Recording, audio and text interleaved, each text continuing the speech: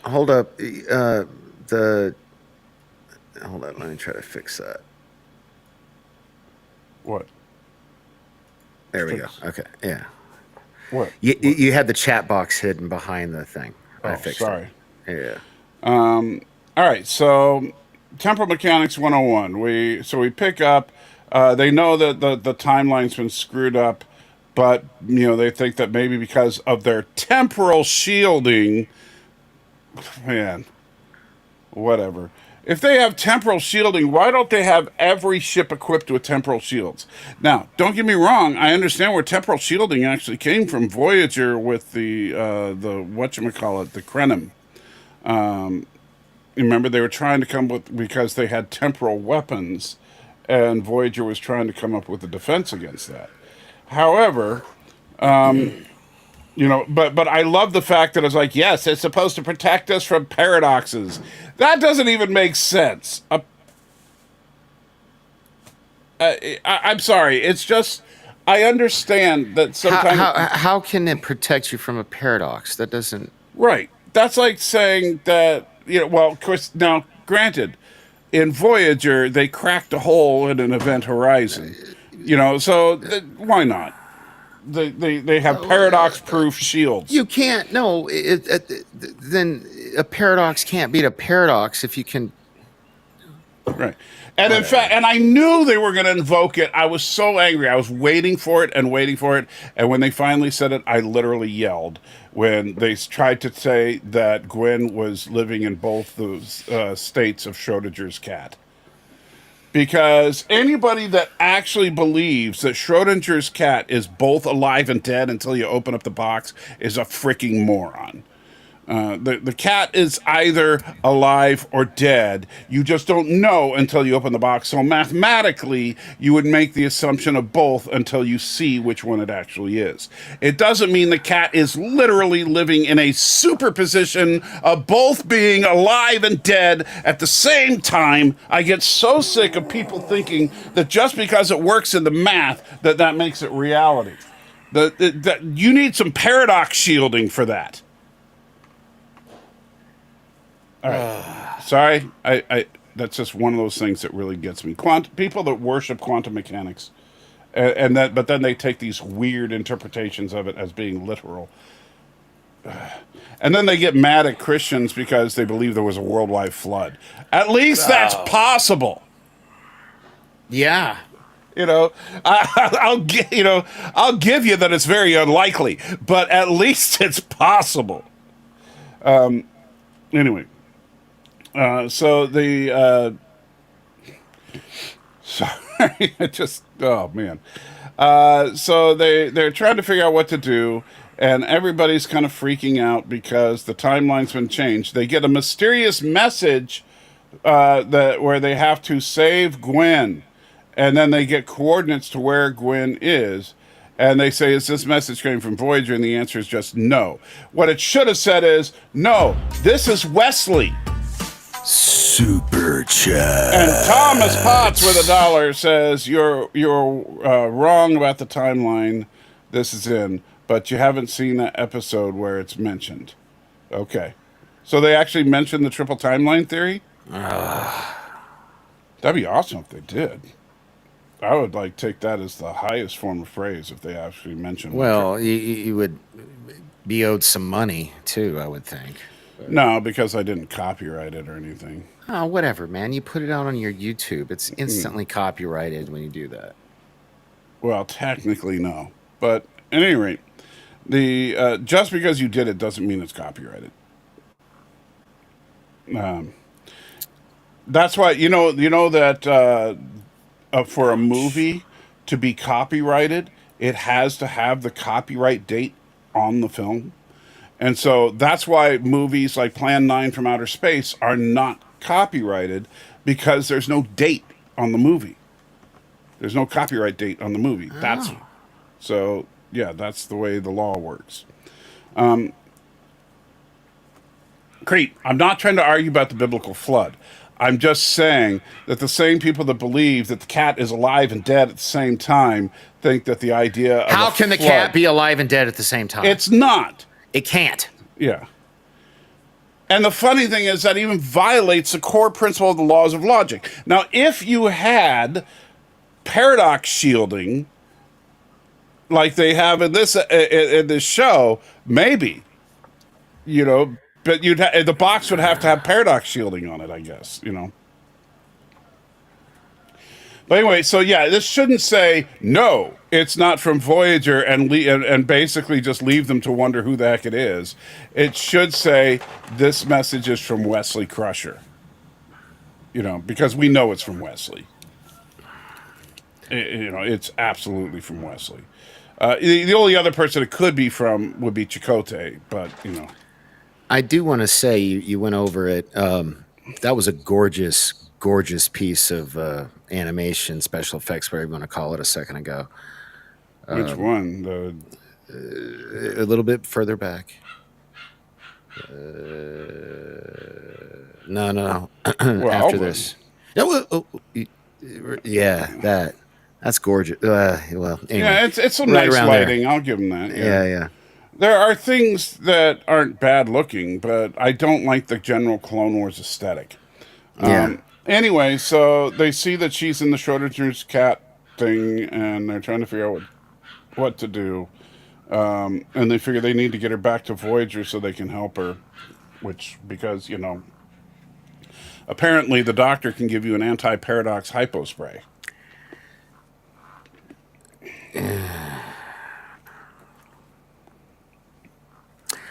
I really wish Mr. Know-It-All were here so he could defend this. I know, yeah. I'm just because we're just both shitting on it, and it's not much of a fight. But anyway, okay. So this is what pisses me off.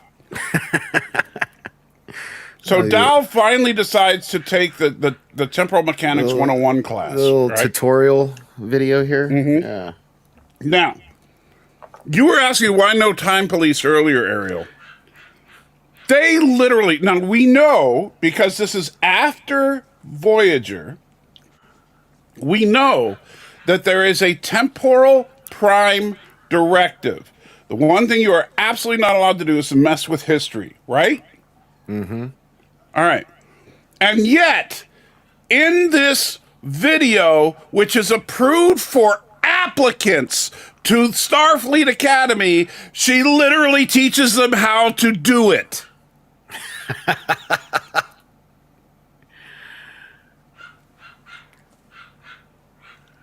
That completely wrecked it for me.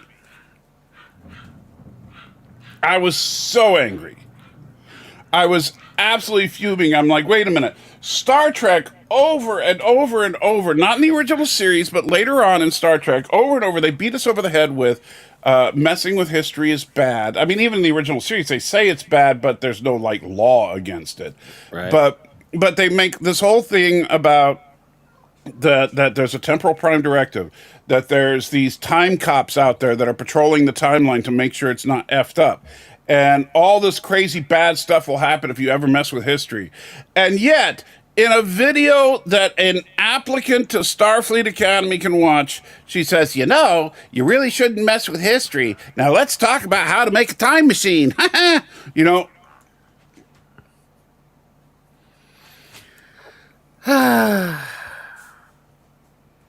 And then they tried to hand wave it away by suggesting, oh, well, if you go back in time and you change little things, it's no big deal, as long as the big things don't get screwed up. Have you never... this is like the opposite of the butterfly effect. They're trying to say, it doesn't really matter if, you do a little thing. It's only if a big thing happens. But that doesn't even... That makes no sense. And who gets to determine what a little thing and a big thing are? Yeah. Like, if you're walking down the street, you go back in time 100 years, or let's say you go back in time 2,000 years because you want to see Jesus give the Sermon on the Mount, right? And so you're walking to where the Sermon on the Mount's going to be, and you're looking for a good place, and you find a place to sit down, but because you didn't talk to anybody, you didn't mess with anybody, you were very careful, but because you sat in that one spot, another person didn't get to sit in that spot. And because that person didn't get to sit in that spot, because they weren't in a good mood that day, they didn't have sex with their spouse. And because they didn't have sex with their spouse, they didn't have a certain child that was destined to be born. And now you've affected the lives of millions of people.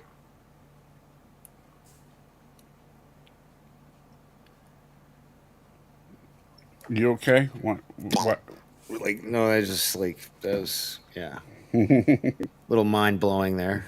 Yeah.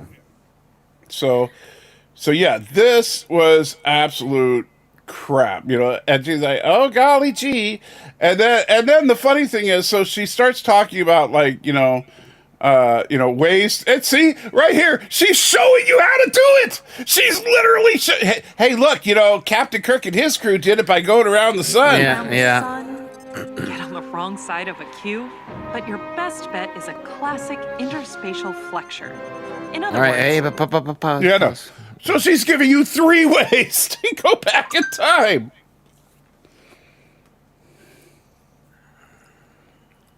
How did the Federation become this dumb?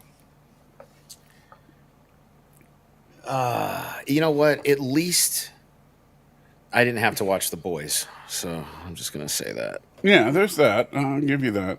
And then she starts talking about the whole quantum thing by having more of her pop in. And it's like, man, I didn't need any of that. So then they turn the Infinity ship into a time machine because Pog is like, there's no way we can get this ship to fly. And they say, well, what if we could just get it to go through time? And then they could rescue her. And so they decide to do that. And they go back to rescue her and they get her, but not. And so then they load her up onto the ship. And they're like, but, he just said the ship will never fly. And they're like, that's okay. We don't need to fly. But then they get on the ship and say, we need to fly. And he's like, wow. Okay. And then they fly. They just do it. Yeah. Back to your point, Dad really did look extremely effeminate there a second ago. Yeah, he straight up looks like a chick. I think he's a tranny. I think that's. Oh, hey, whoa! Yeah, I know. Whoa. I said the word. I shouldn't have said that. That was wrong. You get on to me about that. I think that he identifies as something other than what he was born, or he's identified as something other than the gender he was assigned at birth. That's the politically correct way to put it? I'm sorry. I hope I didn't offend anybody. No, I don't give it. Stan. So then they because of the magic of plot, now the ship can fly just fine, and they decide to meet up with Captain Janeway, and the Doctor gives her a magic armband that keeps her from phasing in and out because I guess it's an anti-paradox. I mean, how? I mean, quantum. That's the answer. It's this show should just be called Star Trek Quantum. And so they're like, okay, and then we find out that Murph is talking to someone mysterious. Oh, I wonder who that could be, Wesley. In the end. Look, I really, really can't wait until next week when Mr. Know-It-All can tell me about what an awesome show this is. I don't because see it, I don't see how he's going to convince me of that. I'm in the same boat. Did they cancel this? Did they make these episodes before or after it got canceled and had to get moved to Netflix? I don't know. Because I almost wonder, if they released these episodes or they made these episodes and they were like, yeah, this is trash and we're not releasing it. And then all the fans got mad who hadn't seen it. And let's save it, put it on Netflix. Because this is not, I don't know. This feels like it's jumped off a cliff compared to last season to me. Yeah, I don't know how they're going to salvage this, but I'm not saying they can't. I'm just saying I don't see how they're going to make this work. And Planet X, I have no idea if they plan on doing a season 3. Yeah. I have no clue whatsoever. Right. And Darth Maul says season 2 was done So I guess they made season 2, and then it got the X. That makes sense because this is shit, in my opinion, so far. I'm not, I did watch these on my phone, which does not help. But sorry, I had a busy day, busy day, and just wasn't. I don't know. I don't know if it's because we're also watching Acolyte at the same time, but Acolyte's a way more compelling show to me than this. Yeah, except for that last episode that was absolute garbage. But man, and I love that episode. That is so weird. Yeah, because you have bad taste. I think it's because I'm emotionally compromised as. That's putting it mildly. Yeah. Hey man, I just went through. Should I play that opening montage again, including clips from City on the Edge of Forever and Star Trek 2? Are you really trying to make me cry, bro? What? Just because? Why don't you just bring up the fact that Jazz broke up with me? What the fuck, man? I'm not. I didn't say anything about that. I'm just saying that when Spock is holding Kirk and you can see the pain on his face. Spock.